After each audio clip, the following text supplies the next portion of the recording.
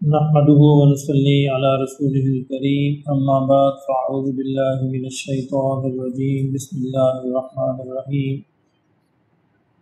قل إنما أدعو ربي ولا أشرك به أحدا قل إني لا أملك لكم ضرا ولا رشدا قل إني لن يجيرني من الله أحد ولن أجد من دونه ملتحدا إلا بلاغا من الله ورسالته ومن يعص الله ورسوله فإن له نار جهنم خالدين فيها أبدا حتى إذا رأوا ما يوعدون فسيعلمون من عزف ناصرا وأقل عددا قل إن أدري أقريب ما توعدون أم يجعل له ربي عمدا عالم الغيب فلا يظهر على غيبه أحدا إلا من ارتضى من رسول فإنه يسلك من بين يديه ومن خلفه رصدا ليعلم أن قد أبلغوا رسالات ربهم وأحاط بما لديهم وأحصى كل شيء عددا صدق اللہ مولانا العظیم۔ سورہ جن کا تیسرا حصہ آخری آیات آج بیان ہوئی ہیں، جس میں شرک کے بارے میں اللہ رب العزت ارشاد فرما رہے ہیں نبی اکرم صلی اللہ علیہ وسلم کی زبان سے۔ فرمایا کہ آپ ان کو کہہ دیجئے،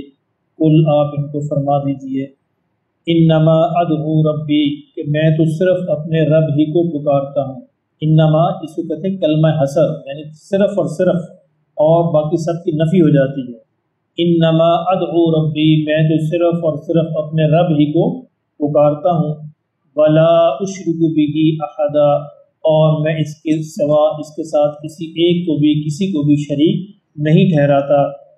قل انی لا املک اور میرا تو حال یہ ہے، یعنی آپ ان کو فرما دیجئے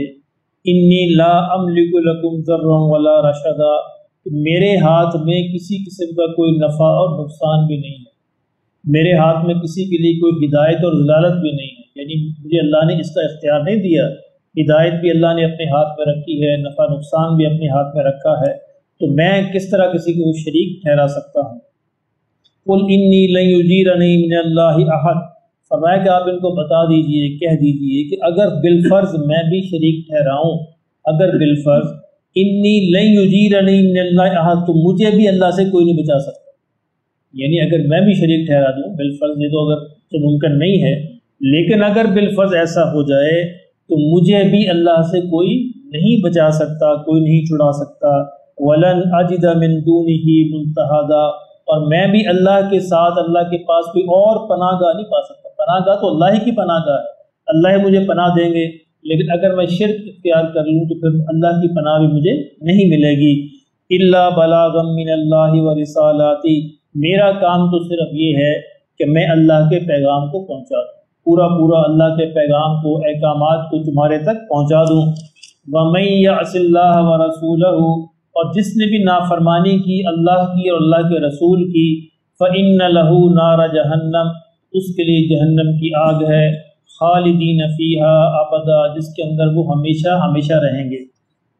اس آیت سے ایک اور مسئلہ بھی نکلتا ہے کہ اللہ رب العزت نے یہ نہیں کہا کہ جس نے نافرمانی کی اللہ کی، فرمایا جس نے نافرمانی کی اللہ کی اور اس کے رسول کی، دونوں کی نافرمانی کی۔ اس سے مسئلہ یہ نکلتا ہے کہ دین صرف قرآن کا نام نہیں۔ بعض ہمارے ہاں ایسے احباب موجود ہیں، ایسے دوست موجود ہیں یا ایسے مکتبہ فکر موجود ہیں جن کا خیال یہ ہے قرآن ہمارے لیے کافی ہے۔ نہیں، قرآن کافی نہیں ہے، قرآن کے ساتھ سنت کا ہونا ضروری ہے۔ قرآن مجید کعبہ کی چھت پہ نازل نہیں ہوا، قرآن مجید محمد رسول اللہ صلی اللہ علیہ وسلم پہ قلب اطہر پہ نازل ہوا ہے، اس لیے محمد صلی اللہ علیہ وسلم کو آپ درمیان سے مائنس نہیں کر سکتے۔ اللہ نے یہاں پہ یہ بڑا واضح فرما دیا کہ جس نے نافرمانی کی اللہ اور اس کے رسول کی، دونوں کی، اس کا مطلب دین نام ہے قرآن اور سنت کا۔ یہاں ہمارے یہاں غلط فہمی ہوتی ہے، لوگ کہتے ہیں دین نام ہے قرآن و حدیث کا، نہیں ایسا نہیں ہے، دین نام ہے قرآن و سنت کا۔ حدیث اور چیز ہے، سنت اور چیز ہے۔ سنت وہ ہوتی ہے جو اجماع کے ساتھ، سارے لوگوں کے، صحابہ کے اجماع کے ساتھ نسل در نسل منتقل ہوتی آ رہی، جس میں پوری امت کو کوئی بھی وہ نہیں ہوتا، اشکال نہیں ہوتا، کوئی اختلاف نہیں ہوتا۔ مثلاً پوری امت اس بات پر متفق ہے کہ ختنہ کرنا سنت ہے،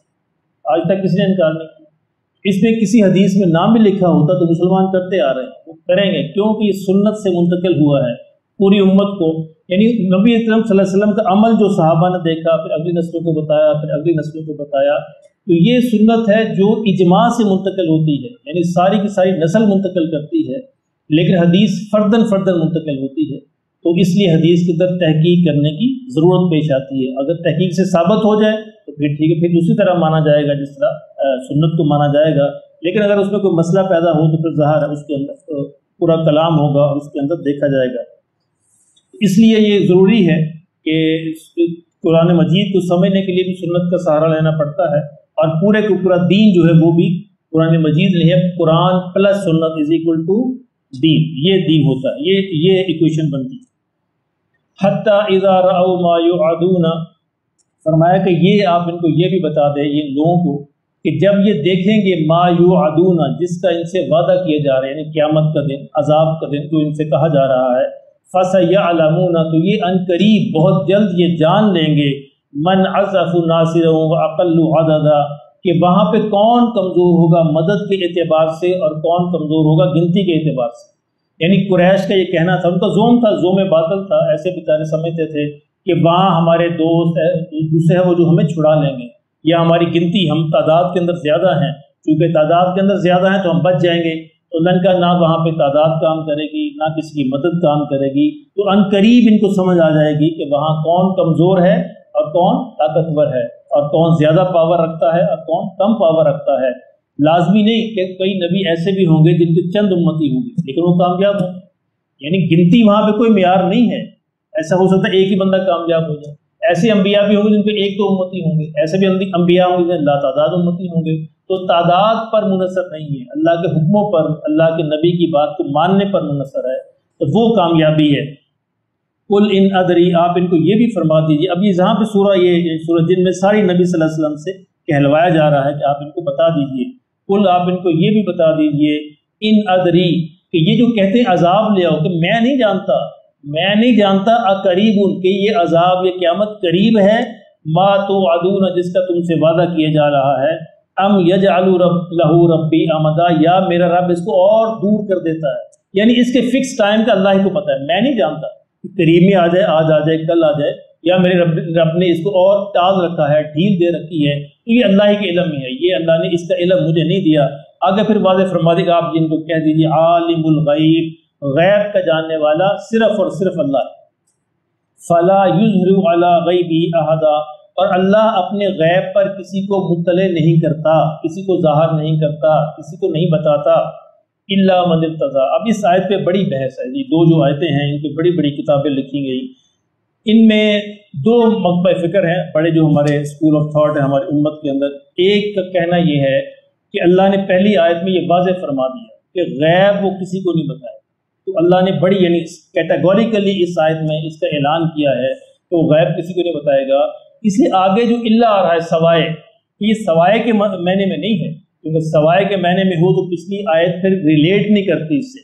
वो कहते हैं यहाँ पे इसका मतलब ये, आज का मतलब ये है इल्ला मन इर्तज़ा, सवाए जिनको चुन ले अल्लाह, मिर रसूल अपने रसूलों में से, तो उनको मतलब ये उनको बता देता है। तो ये मकबा फिक्र ये कहता है कि पहली आयत से ये बात रिलेट नहीं करती। इसका मतलब ये है कि अल्लाह ये कहते हैं कि मैं अपने गैब को किसी को नहीं बताता, हाँ मेरे जो रसूल हैं जिनको मैं रसूलों के लिए चुन लेता हूँ। यहाँ पे वो कहते हैं इल्ला का मतलब है कि हाँ रहे वो लोग जिनको मैं रसूलों के लिए चुन लेता हूँ, इंतखाब कर लेता हूँ। फ़इन्नहु यस्लुकु मिन बैनि यदैहि व मिन खल्फिही रसदा, तो मैं उनके आगे पीछे पहरा लगा देता हूँ ताकि शैतान जो है कोई दखल अंदाजी ना कर सके। दूसरा स्कूल ऑफ थॉट ये कहता है कि अल्लाह यहाँ पे फरमाते हैं कि मैं ही गैब को जानने वाले, कुल आलिमुल गैब, यानी कुल गैब जो है वो मेरे ही पास है। हाँ अलबत्ता रसूलों में से मैं जिसको चुन लूँ थोड़ा उनको बता देता हूँ। ये एक ग्रुप का ये कहना है जिन रसूलों में चुन लूँ उनको मैं बता देता हूँ। उनके पास भी जो गैब होता है अताई होता है, यानी वो उनका हकीकी ज़ाती नहीं होता,